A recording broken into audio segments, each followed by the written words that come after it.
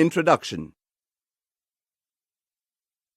Welcome to the United Nations Police English Language Assessment. This assessment consists of two parts, the reading comprehension and the audio comprehension. The instructions to both parts will be clearly explained before we commence. The use of any computer devices, microphones, books, external notes, or assistance from others is not permitted. We expect full compliance and good conduct during this test. Any candidates who fail to observe appropriate conduct will be excluded from the assessment process, and the incident will be communicated in writing to the authorities of the member state concerned and to the SAAT coordinator in the UN Police Division. Part 1 is the reading comprehension. You will be given a mission-related story with a question and answer sheet which contains 10 questions related to the key facts of the story. You will also be given a blank sheet of paper for your note-taking. Any notes that you take on the blank sheet you are allowed to keep throughout the exam. Read the text very carefully. You may write on the test as you wish. You will not be graded for any marking made on the test itself, only on the question and answer sheet. After reading the test, answer the 10 questions on the question and answer sheet. Be sure to include the entire key fact in your answer. It is not necessary to write in grammatically complete sentences. It is highly recommended that you use the blank sheet of paper for important notes from the reading. These notes will be essential for Part 2 of the assessment.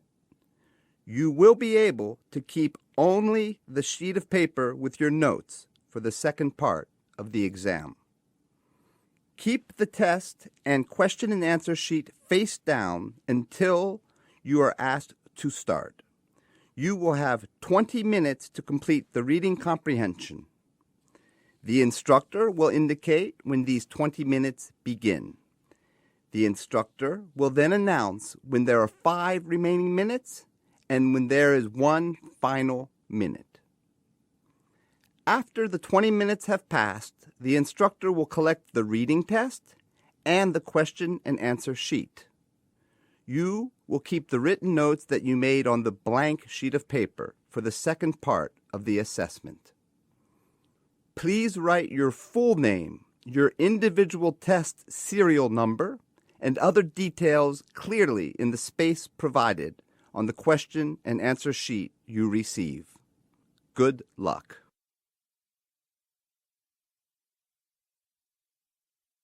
Introduction. This is the second section of the UNPOL Combined Language Assessment.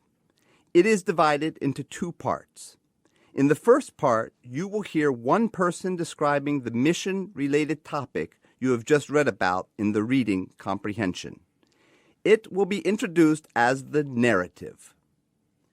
In the second part, you will hear a conversation between 2 people who are discussing the same mission-related topic. It will be introduced as the dialogue. Please be reminded that the use of any computer devices, microphones, books, external notes, or assistance from others is not permitted. Candidates who fail to observe appropriate conduct during this test will be excluded from the assessment process. Such actions will be duly noted and communicated in writing to the authorities of the member state concerned and to the SAAT coordinator in the UN Police Division. You will be given a report writing form and another blank sheet of paper.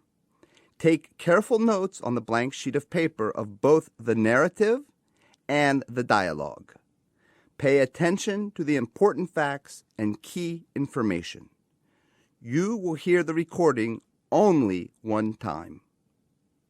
Once the narrative and dialogue are finished, you will be asked to use your notes from both the reading and the audio parts to write down your own complete police report. You will have 30 minutes to complete your police report.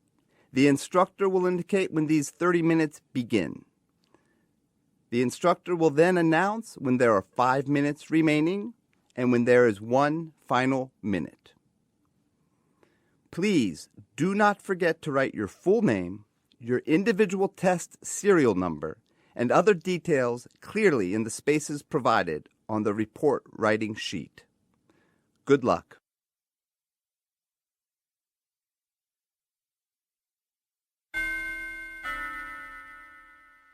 Narrative. Referring to the case of shooting at 59 Stadium Street on 14 March 2005, Police Patrol Team Alpha Bravo 1 knocked on the door of the neighboring house. After approximately 10 minutes, an elderly woman, namely Gordana Basic, opened the door. She said that initially she did not want to open the door because she was afraid of the gunfire in the vicinity of her house.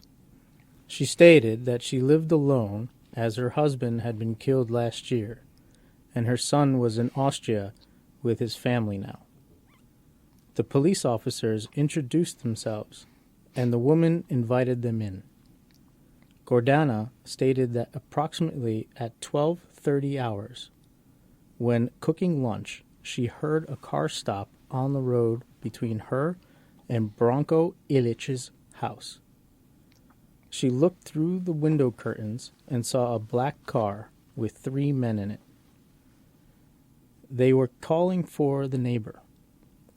Gordana saw all 3 of them clearly when they got out of the car. They all had a muscular build and were all in black uniforms with Black Panther emblems on their sleeves. 2 were wearing black hats, while the third one did not, but instead his gray hair was visible. One of the men wearing a hat had a distinctly strong accent while he spoke. Branko replied that he did not want to talk to them and told them to go away. The visitors ordered him to come with them to repair their vehicles, otherwise they would kill him. A few minutes later, she heard 2 shots coming from Branko's house. Those 3 men returned fire, and she heard her neighbor, Branko, screaming. When the gunfire ended, she stated that she saw those men placing Branko into the trunk of their car. He seemed unconscious, and Gordana also noticed that he was wounded and that his right shoulder was bleeding. The car departed, and the witness was sure that they had driven towards the airport. Gordana thought that those perpetrators wanted Branko to repair their vehicles because he was a good automobile mechanic, which he refused to do. The witness added that for the last 3 months, unknown armed people in uniforms had been looting the nearby houses and terrorizing the Serbian neighborhood. She also informed that her neighborhood was scared and felt insecure because they did not believe the local authorities, including the police, could protect them. She knew that some families had already fled the area and gone to Serbia seeking shelter with their relatives. The Alpha Bravo 1 team leader reported the received details to the duty officer at the police station and assured Gordana that UN and KFOR would be patrolling the area more frequently.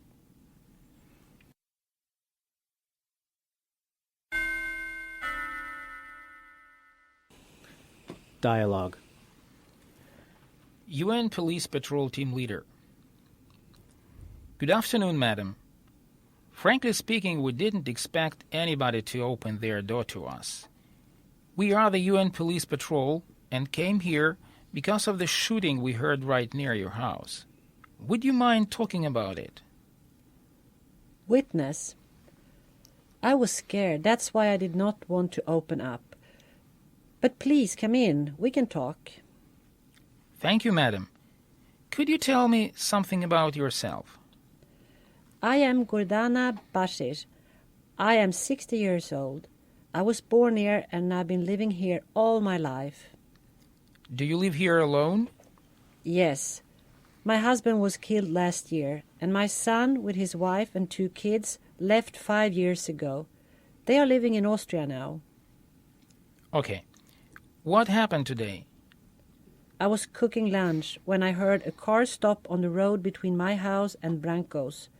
It was approximately 12:30 hours. Did you look outside? Of course I did.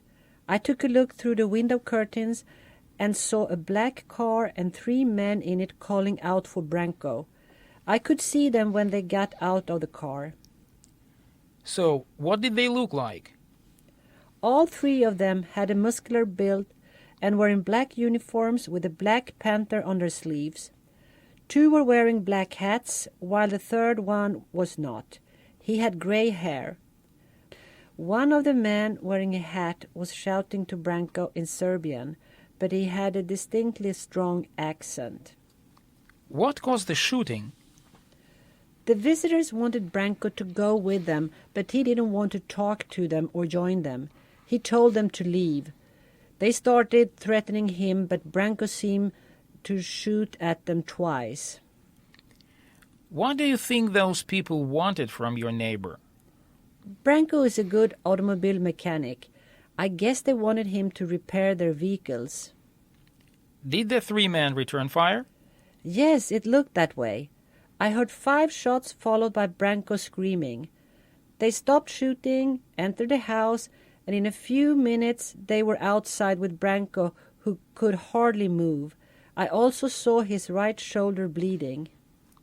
Did the visitors take him with them? Yes, they opened the trunk of their car and dropped him in there. He seemed unconscious.